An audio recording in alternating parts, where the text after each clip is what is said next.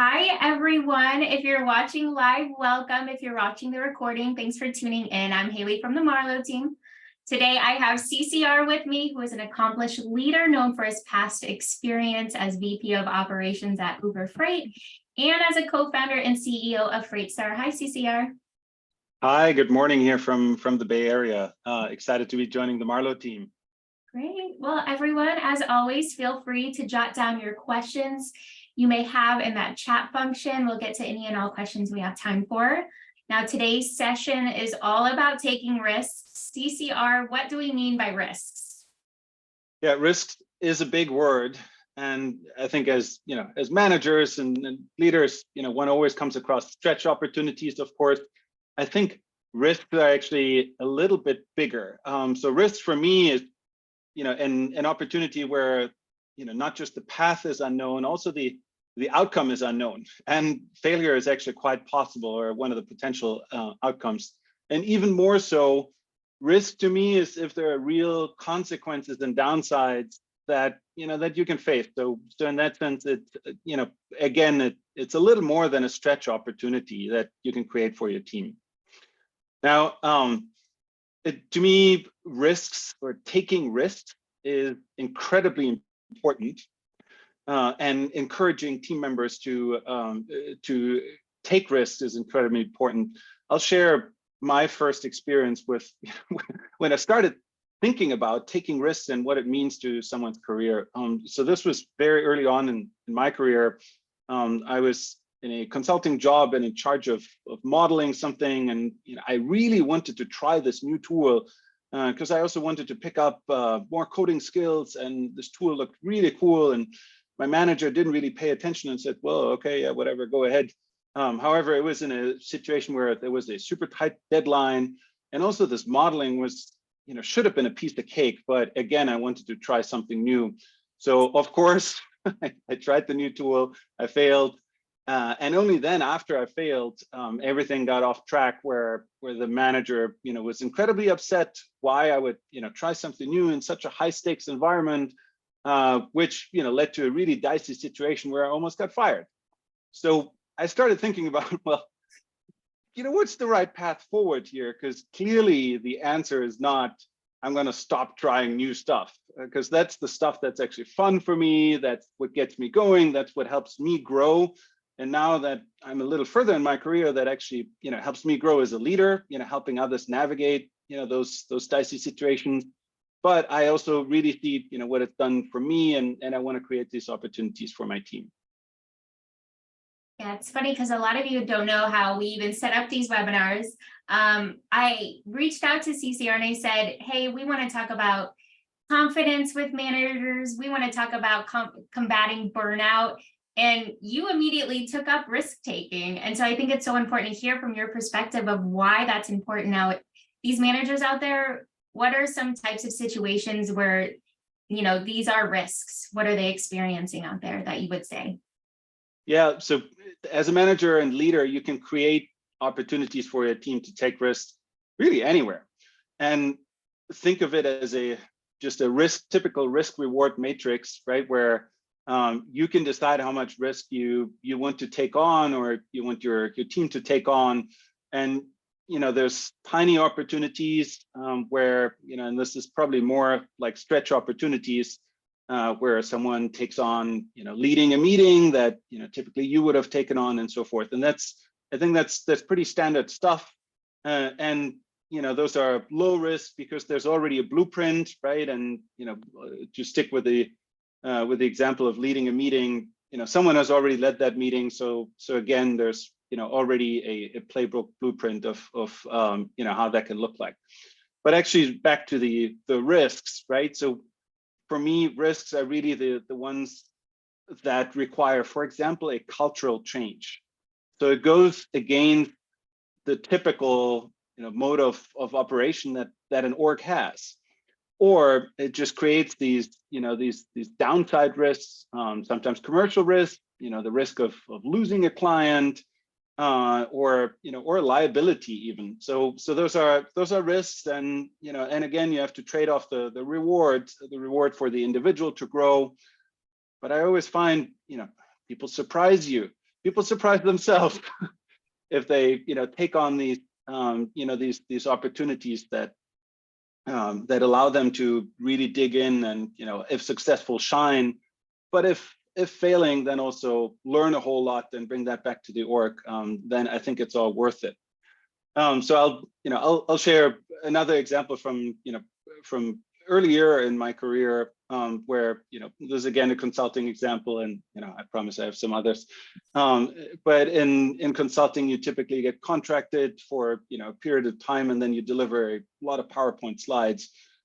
I was leading a project, and I wanted to do something different, and I wanted to deliver just like 5 punchy slides, and that's it.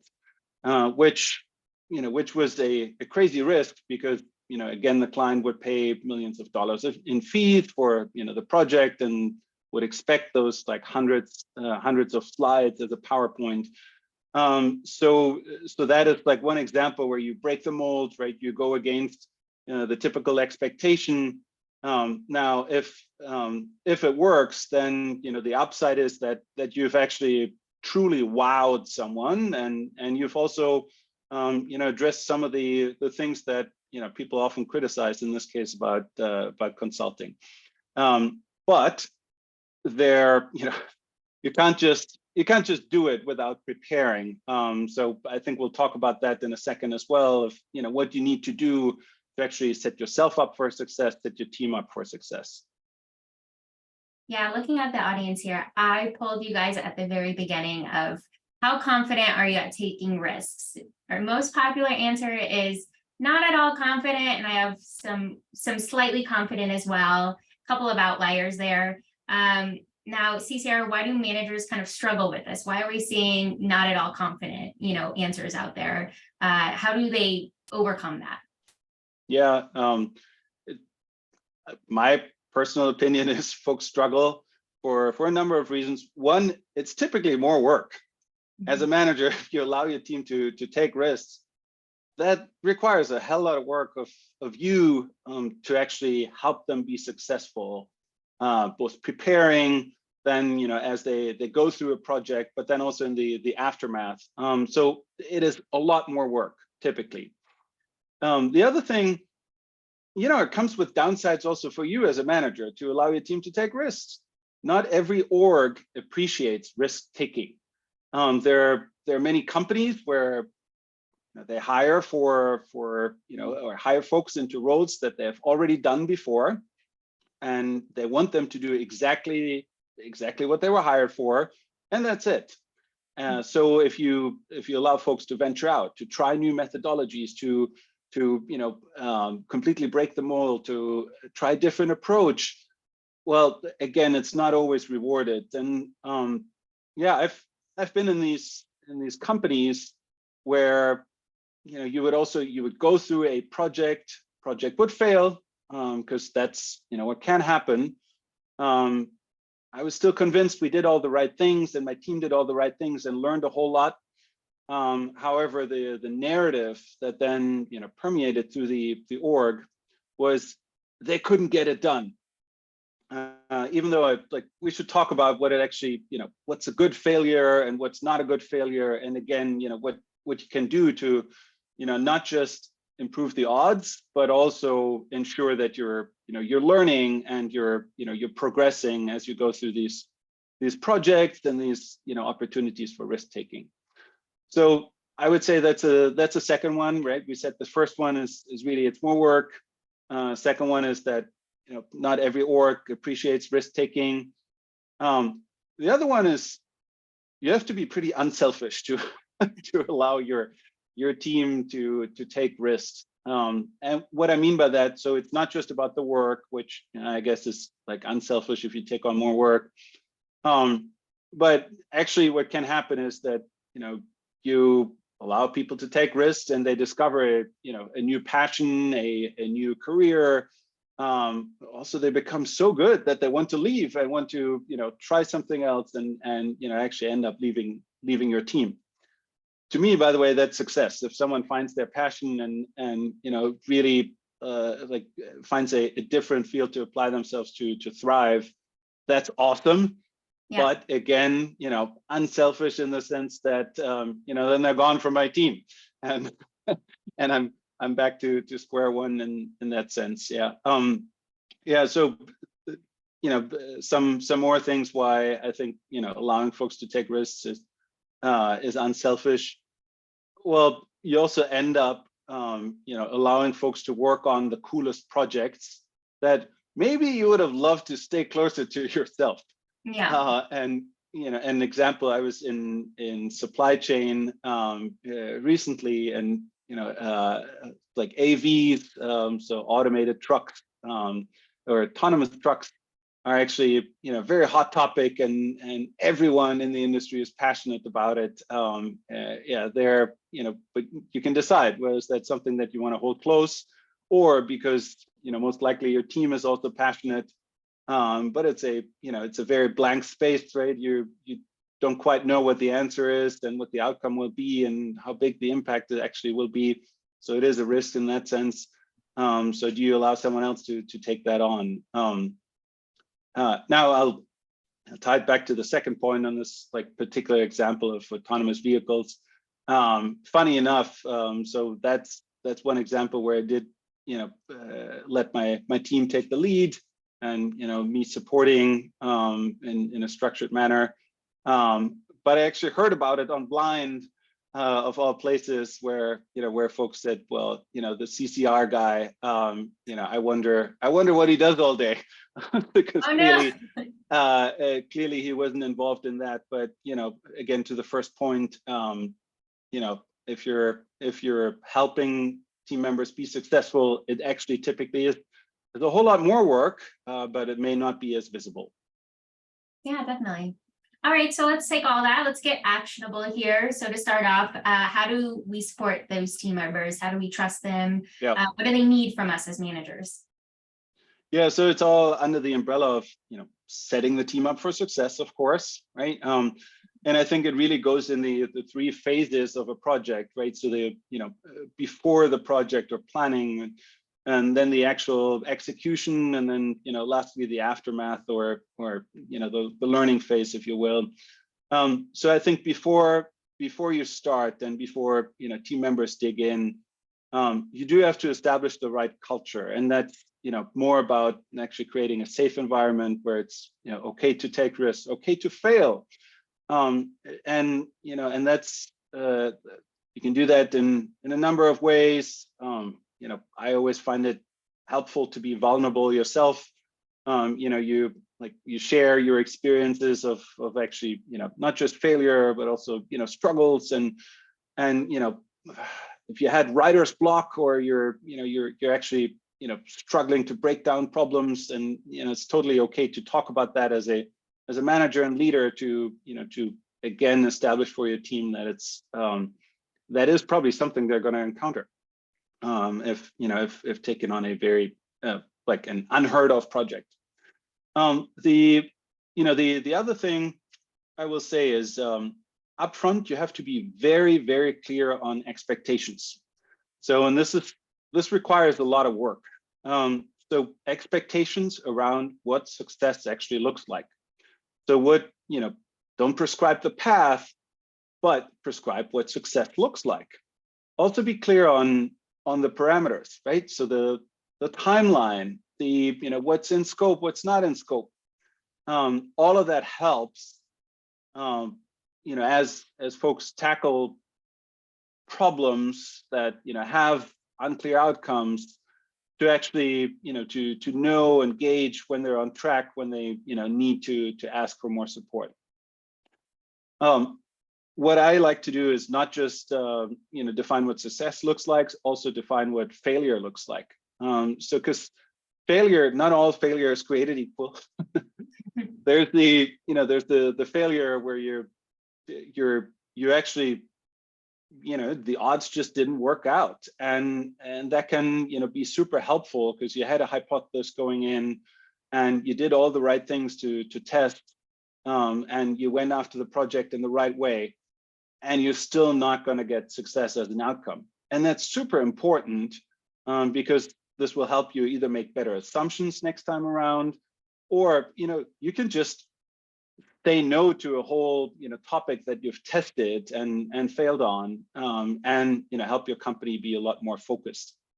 Yeah, but then there's the failure that's just a waste of time, and you really want to avoid that. And for that reason, you also need to be explicit that that you're going after the success, and you're going after these learnings, and and just spending the time is not necessarily a failure that you're shooting for.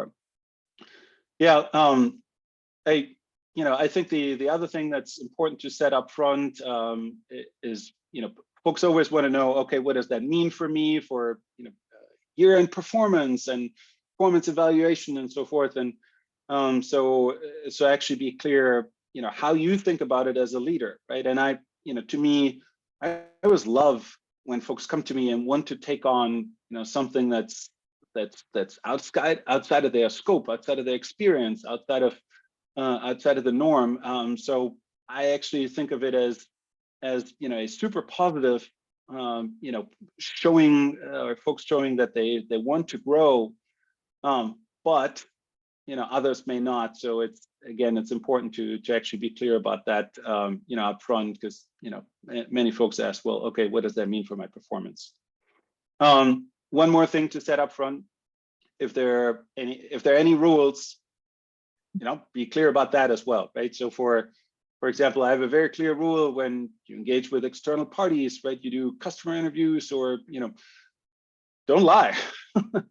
And that's a simple, or one example of a rule. Sounds obvious, but it's I do think it's worth worth setting clear expectations on, especially in the context of stepping into uncharted territory. Yeah, then the other thing you need to set up front is actually the right, call it, process, or the infrastructure around it, right? So what how are you going to check in on progress? Are you going to leverage OKRs as trackers? Like when do you have check-ins and huddles, and are there any steer quotes or whatnot? So actually just having the clarity on that up front is super helpful, because if you want to do for example, mid-project check-in, then of course the team needs to know about it. Otherwise you're just not on track. Yeah. So those are some of the things to keep in mind up front. So then let's talk about what you actually need to do as a leader to support a project, as it's going on, and as folks are really in this like uncharted territory. Yeah, I think so. At this point, we've got someone coming to a manager and says, I want to take on a risk. Together, we discuss expectations, guidelines, rules, etc. And then they kind of go forward. So when is it better to be a little bit more hands-on with them, a little bit more cautious? Do we let them take the reins in that situation? I think you're kind of touching it on it here, but what's next? How do I then let them go? Yeah. Well, one thing you can certainly listen to, what folks want to get out of it, right? Mm-hmm. And how they feel about this risk, right? If it's all about setting them up for success, right? So if someone is like running off, and then after a short period of time they feel completely stuck, well, there's no need for them to stay stuck, right? Unless they that's something that they want to work through, and they feel they have writer's block, and they need to master it. But otherwise, so I like to I like to adjust how involved I am, depending on what the the individual or the team needs. But some things I do pay close attention to, I think, are my responsibilities as as my team goes through taking risks, providing air cover, communicating up, and especially this like air cover and communicating up. If you're trying something new, and failure is one of the potential outcomes, it's very important that you're and you've allocated 3 months. Very important that the team actually gets those 3 months, because after a month, it may actually look like failure is a very likely outcome, but you also haven't gone through the full project. So so if your manager or leader becomes nervous, impatient, and wants to pull the plug, then of course you're not going through the learning. The team is not experiencing this, mastering this risk. So I think that's like one of the key things that a leader needs to do. Yeah, then the other thing we talked about, like check-ins on the progress and so forth. Well, if it's really tough, you also got to be a cheerleader, right? And Yeah. encourage the team. And we said before you get going, it's great to be vulnerable and share your own experiences. Well, do that throughout the process, right? So while the team is in the trenches and also after, I think they're, being a cheerleader again. Yeah. So to talk more about advocating for this team, let's zoom in on OKRs. You mentioned it a little bit before. How do we use these to encourage this risk taking, or continue this approach to the risk? Yeah. And really, what are those best practices throughout? Yeah. So of course, there's like tons of project management, frameworks and whatnot. Personally, I like OKRs because they really they find a good balance of aligning everyone on a joint objective, and then also being very specific of what key results we use to measure success and progress, without actually prescribing the path. So it allows you to track again, track progress along the way, and as you wrap up a project, even if you failed, you actually can see very clearly where you failed and how you failed, and what the velocity was. And that's a really important part of learning.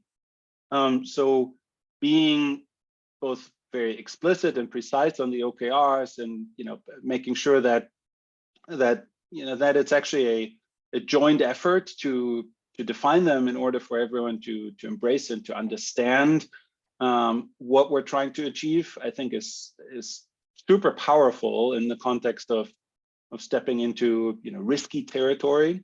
And then again, it allows for really good either postmortems or or development conversations and so forth. By the way, so I mean, we can do a separate session on OKRs, and there's many other folks that are much better equipped to talk about that. But OKRs is actually interesting in the sense that you're not shooting for 100% key result achievement every sprint or every check-in. Actually, you are shooting for somewhere around 60-70%, or every org defines that differently. So that does imply that as long as you're progressing in the right direction and you're aligned in how you're progressing, it's worthwhile, and you are learning and you're moving forward. So that's interesting in the context of taking risks, right?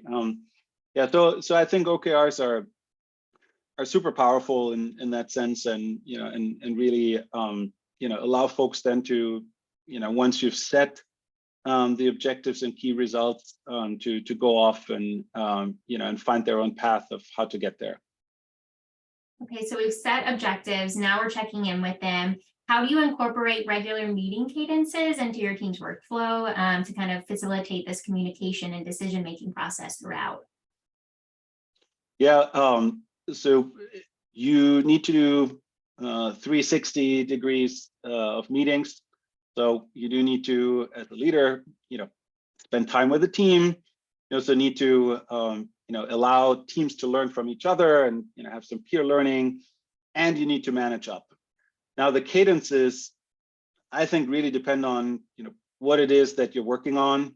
If you've got a big data science project where you just need to be heads down for a few weeks, then it probably doesn't make sense to have multiple check-ins a week. But if you're trying something in the ops world and you really want to get quick feedback, then probably you have like weekly check-ins with the individual person taking on a project, and then you also have team check-ins and so forth. And then the, managing up, that too depends on what's the temperature in the org, right? If leaders are getting nervous about how a project is going, then probably increase the frequency of how you're communicating up. And that doesn't always have to be a meeting, but just actually giving a status, and then also referencing, hey, these are this was our objective that we set out to do. We're now like one month in, and we've got another 2 months to go. This is what we've learned already. This is where we've made progress. This is what we still need to do. That's a totally fair update, and a great way for you to like manage expectations. Now, I know throughout this process, we're kind of wrapping up on time here, but you mentioned failure in the past. So I just kind of want to go in and touch on that a little bit. You mentioned being a cheerleader, but let's say that the process does kind of fail for us. Yeah. How do we still use that as an opportunity of growth? Is there any steps we can take right after that? Yeah. So I think reflection is key. So actually getting the chance to like come back to, okay, well, we said this was what success looks like, our objectives that we wanted to hit, our key results. How do we actually do against that, and where did we fall short? And again, it can be like that we just had the wrong approach, wrong assumptions, but it can also be that we just didn't do a good job executing on the project. And both of those are valuable learnings, and you take that and you grow. And that's the whole point of taking these risks, right? And stretching, if you will. So what is interesting? So when you failed on something, so when you asked, like, how can we still use that and leverage that? So many tech companies actually have a lot of turnover. So I think what's important is actually finding the right way to capture these learnings, so that the next team or the next folks working on it don't actually have to go through the same experimentation, same risk taking. So there's some companies use post-mortem write-ups, others actually have project trackers and so forth. So, but that's I would highly encourage that, because again, otherwise you're just doing the same stuff all over. Now, the one thing that I do want to call out, so if a team has failed, I think it's on the leader to actually control the narrative. It's I've been in orgs where really it's the narrative then changed over time, and even though a project was well run and failed, it really became they were not good enough. And as a leader, you need to step in and you need to nip that in the bud, because otherwise it has real impact on people's careers, and eventually that's going to lead to no one taking any more risks. I love that. And again, like I said, we're kind of wrapping up. I don't want to leave you guys on this note of failure, though, because there's so much potential here. There's so much growth to be had. So I definitely want to end on maybe the failure that could possibly happen. Let's talk a little bit more about growth outside of these huge, big projects that we're kind of talking about in the past year. What are other non-core responsibilities that these people can leverage to grow? How do they use that effectively? Yeah, I think you're totally right. It's like, I love risk taking, and there should be a pitch for managers and leaders to create these opportunities. Just be aware and set your team up for success, right? So not every job actually has like project opportunities, but that's okay. So I think there's still plenty of ways you can support your team to take risks. So one thing I like to do is I like to learn very closely what what individuals on my team actually where they want to be a few years from now. And sometimes they'll tell you in a career development discussion. Sometimes you have to get more creative, and folks will put things on their LinkedIn subject line, right? They will say, I'm a strategist, whereas their current job may be that of an analyst. So use that and actually find opportunities for them to think through a strategy piece, right? If that's where they want to go eventually. And even if that means moonlighting, even if that means running a shadow project, so there's already someone else assigned, who's got the core responsibility, and you just put that out as a challenge.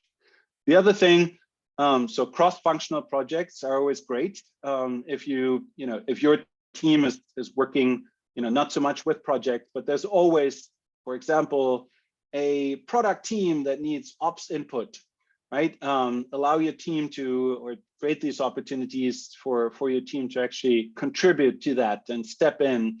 And, as a result, in terms of risks, right? Talk live with customers, talk live with senior leaders to get feedback and so forth. So cross-functional projects, I think, are really great as opportunities to, for folks to take risks. The other thing is just stuff that you're working on. Again, the unselfishness, right? We mentioned earlier. So if there's, a project that you're really wrestling with, why not open that up to, parts of your team? And again, folks will surprise you, folks will grow, folks will rise to the opportunity. And I think that should be the pitch for taking risks. And I hope that, many more folks get a chance to experience that with a team and see their team members flourish and grow. Yeah, I love how this is all about finding opportunities for growth and support and just really facilitating that growth for your team. I think that's great, and that unselfish aspect is perfect. But CCR, I want to thank you for joining us today, and everyone else out there. If you have any questions, as always, we're here to help. So feel free to email us at events@getmarlow.com. We're happy to help you from there. But I will leave you guys on for the rest of your day. Thanks for joining us. Thanks, everyone.